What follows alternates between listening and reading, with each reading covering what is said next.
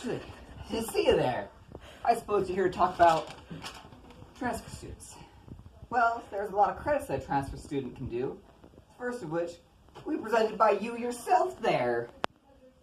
High school students who successfully complete Cambridge International exams can shorten the time it takes to complete a college degree by applying credits earned from CIE exams to degrees, certificates, and AGEC requirements. Scores, however, must be received directly from the CIE participating high school, and in exams for 2 courses that appear in the AGEC list are awarded, only 1 course may be applied in the general education category. You ever heard of the CLEP? CLEP is the College Level Examination Program. What this basically is lots of college students come in, but they already know what they're learning in usually their first year classes. This is a way for you to just completely skip over all those.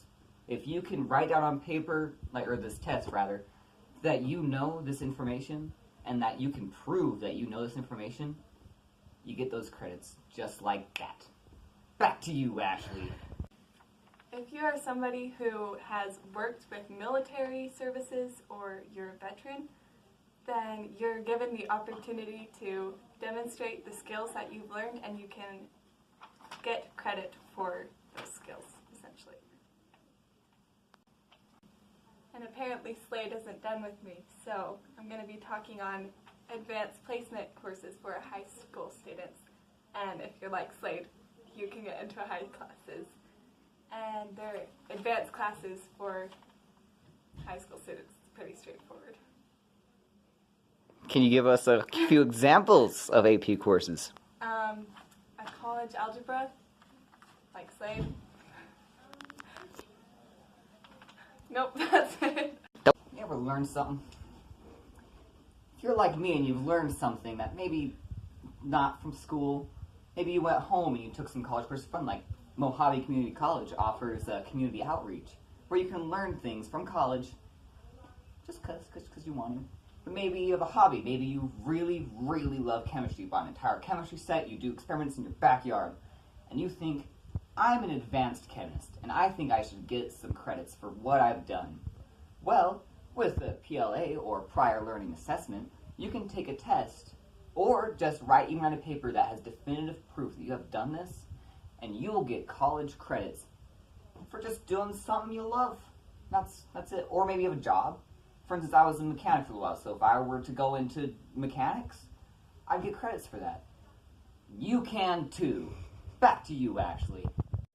If you have transcripts, there's a certain criteria that you have to go through to make sure they're official. Step 1 is you have to apply to Mojave Community College and get an identification. Step 2, you need to meet with an advisor and complete the degree declaration form. Step 3, you need to request your transcripts. They prefer online, but you can also use the mailing option.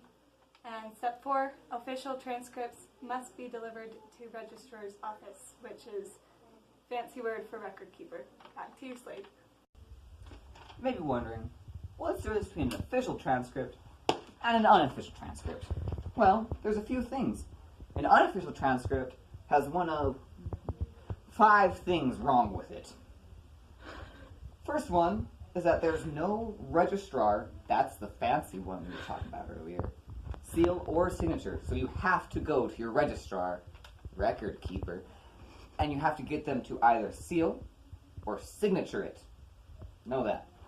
Number 2 is if it is stamped issued to student or student copy, it means that you could have gone home and you could have changed it, because colleges don't trust you because you're an adult.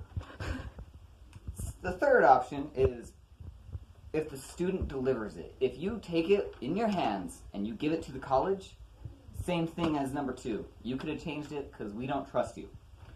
Number 4, if the transcript is for the wrong student, Jack cannot get credit for Jill's transcripts. It's insane to think about. Trust me on this one. Jack can't get it for Jill. Number 5, which confused me at first, is if it is illegal. An illegal transcript basically means you forged it, which isn't illegal, I guess, but when you try to pass it off as if it is real and you try to get credit for it, that means that it is now an illegal transcript, and you will, I think it's a felony or regular, I don't know. There's some notes on this. Transcript may be mailed, but be sure that it never reached you. It must have gone from point A to point B with none of any contact besides school contact. The other one is it may be sent electronically. As we were saying, in the MCC handbook, they prefer it to be mailed electronically by email or maybe fax. I don't know. Another one is institutions require official transcripts to transfer credits. You can't just walk up to NAU and say, hey, I took this course. They won't just be like, oh, yeah, good for you, and just give you credits for it, because then, I could say that I'm an advanced biologist who knows all about the whales. Next thing is, only credits towards your degree will transfer. So if you don't write down, I would like to be a nurse, and then you have all your nursing stuff and you try to go somewhere else, none of it will transfer. Especially if you have it marked as a mechanic. Mechanic doesn't need to know how to put an IV in an arm. That's just ludicrous. Only a C or higher will be transferred. If you have any D's on that transcript, you're donezo. So get good. Yeah. Science, allied health, computer, and other technical courses, because they couldn't bother to list them all, are invalidated for transfer after 10 years. You have to retake those classes if you waited 10 years. Don't know why you need to wait 10 years. Most people just go straight through college, but let's say maybe World War III happens and you go out for 10 years. You gotta take those science, those allied health, the computer, and other technical courses again.